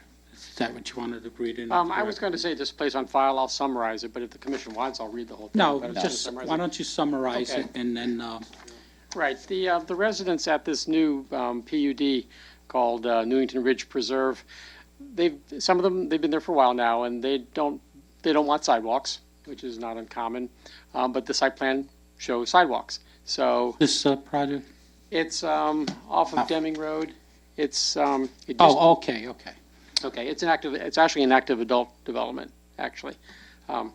So the folks that live there don't want sidewalks, but the developer is required to put in sidewalks because that's on his site plan. And I've explained to the homeowners that they need to lobby the developer to ask for relief from the requirement. And he has told them that he's willing to do that. And they submitted this letter in support of that. The letter of support kind of jumped the gun. It came in before the developer has asked for the relief. But we received it. I thought, fine, let's receive it, place on file, and then when the developer does come to the commission to ask for a site plan modification, we'll have this already on file. Very good. That's all. Okay, we're into, that's it for communications, Yes. Mr. Planner. Next item is public participation.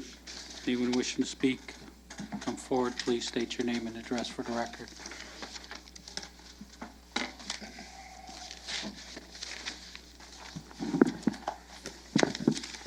Rose Lyons, 46 Elton Drive. I'm sure you're aware of the comments I made last night at the town council meeting, so I won't repeat myself. However, I'd like to once again state that I believe there's a big difference between the word evaluate and mandate. 2 weeks ago, I heard the word mandate used 4 times in reference to opening up Mazzicoli Way. When the 824 referral goes back to the town council, I would like them to also answer to me. They don't have to answer to me, or answer the question to me, where in the plan of conservation and development does it say that the TPZ was mandated to open up Mazzicoli Way? I don't think that's what was said, so I think you're reading into my comments Mr. something that was, let me finish. Right I ahead. think you're reading into my comments. My comments of mandating is that we're mandated to take into consideration the 2020 plan when we get an 824 referral. It wasn't specific to opening of Mazzicoli Way.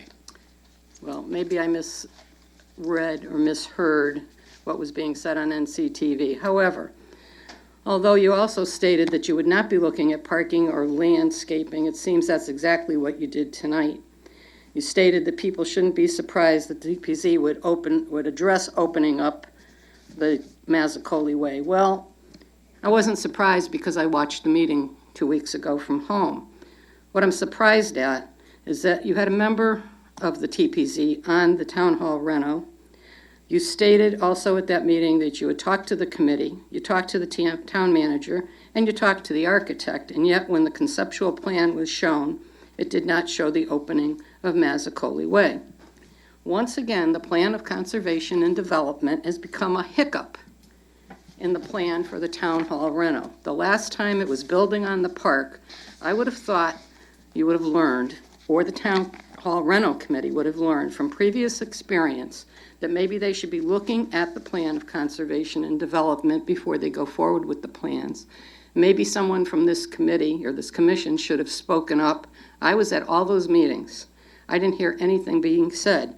I'd like to know when, where, and who was involved in the conversations about opening up Mazzicoli Way. It seems that they weren't held in the public, but they were held with someone.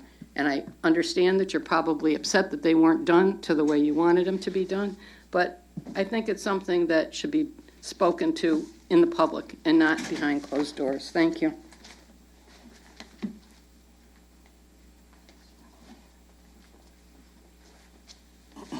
John Bashan, 56 Maple Hill. That's why I came over here tonight, because I turned on the TV and I heard some discussion about Mazzicoli Way. I'm not sure what the reasoning is for it, but I think that there should only be one determining factor to open that road, and that would be the police department's requirement. I can't see any other reason why you'd want to have through traffic going through this so-called campus. I don't know if there is other reasons. I didn't follow it that closely. There may be other good reasons, but I would think it would be, the only thing that would sway me would be if the police department said that they really, really thought that it was important for public safety. Otherwise, I think it's the opposite. And I didn't see any reason for it. It was closed. I never saw anyone complaining when it was closed. So there's no commerce here. So that's, I just don't quite understand that. So if there is good reasons for it, you have to forgive me because I haven't followed it closely. Thank you. Oh, one more question for the town planner. I'm just curious about the Packard's Way. What's anything new with that? With the road being accepted or? No new, nothing new. Nothing new. Thank you.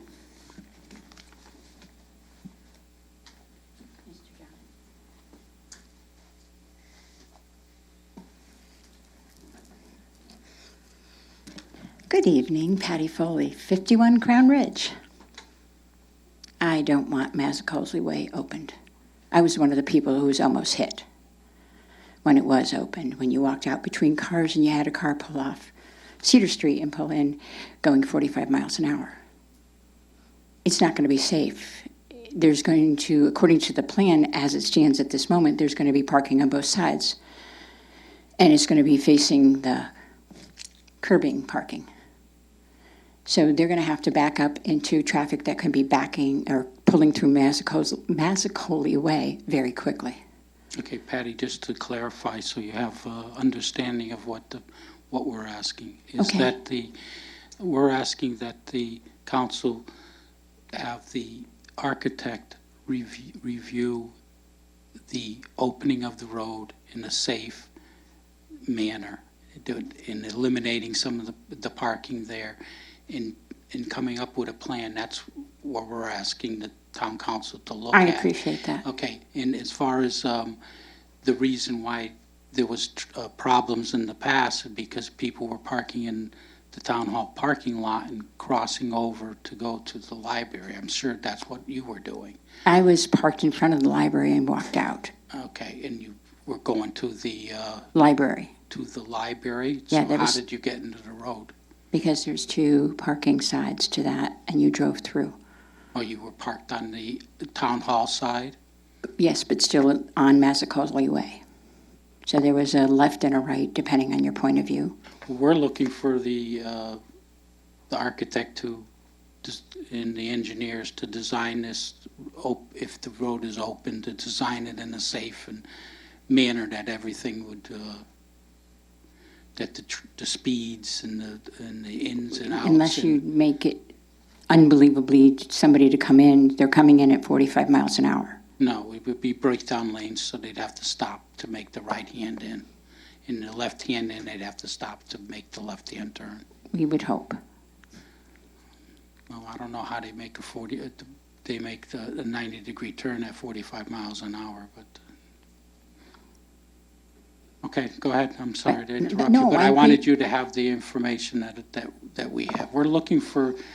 We're recommended to the council that they, at this point, because we have the consultants, we have the professionals, we have them already on board. Absolutely. We're looking at the whole campus system that would, and as part of the 2020 plan of development, which we agonized over for a year, and everybody was aware of that.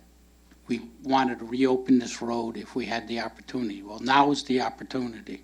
Well, I And we're understand saying because it's in the 2020 plan, and. that. Well, it should be addressed, and then It should be hopefully, addressed. And then it's up to the council to take the recommendation or not. But it's our responsibility to bring to the council what our concerns are. that is And fine. what our recommendations are. They could take them or leave them or I not. appreciate that, Mr. Aida. That's exactly, but it comes down to, I don't think you're going to be able to make it safe enough in such a short turn off of Cedar into it. That's something that only the architect and the engineers could determine when they look at it, if they do. Well, I've asked them a couple things, and we'll see what they come up with, and they need to change. I said, it would be nice, because the way we drive, when we drive up to the Massacolley Way to the end, now you're going to have to either back up or attempt to turn around. And it doesn't look really good at that end of this little end of it right now. So anyway, there's a few things that I brought up, so but I'm very concerned about Massacolley Way. And we are too. Thank you. Yeah, but All right. for opposite reasons. For reasons, right. Thank you. Okay. Have a good evening. Thanks, Pat. And please, everybody come to Extravaganza. Could you hear us tonight? Did I hear you? Can you hear us? And No, it took me and my Oh. bear, and I interviewed people in the park tonight. Oh, okay. All right, thank you very much, Thank Patty. you. Can I just make one more comment? Quick, John, you've taken a half an hour already. This would have been, John Vachon, 56 Maple Hill, this would have been better, I was just thinking about this today, just brainstorming today. Would have been better to bring up at a town council meeting, but I know a lot of you guys have a lot of friends, and we all think alike. We should have like a public information session or class or something, town management or town civics or town government 101, with this discussion that we need more people to pick in the pool for the commissions and the different, political appointments and things. Most people, like myself, I had no clue how our own town worked, even the most basic things. I only started picking it up very slowly, and I'm still pretty shy in that area. So again, this would probably be better to bring up at a town council meeting, but I think it would be great if the town sponsored some kind of just a night class or a simple, get together and start with the absolute basics, because I'm sure that most people do not have those absolute beginning basics. So just wanted to throw that out there. Well, that's something you should bring to the town Yeah, council. that's what I figured would be better, but I figured I'd throw it out here anyway. Thanks. But when we sit on these commissions and you sit on commissions, people watch on TV and they see some of the comments from the public, and people are reluctant to come and sit here and have the meat picked off their flesh, off their back, as public servants. So they see that side of it too. So people are reluctant to serve on these type of commissions because it's sometimes it can be tough. Okay, any other public participation? I think everybody talked, sir. You're all set. Okay. Remarks by commissioners? Any remarks? I have no closing remarks, so I ask for a motion to adjourn. Make a motion to adjourn? Second. All in favor? Aye. Opposed? Thank you. See you in 2 I can weeks. bring the bear up.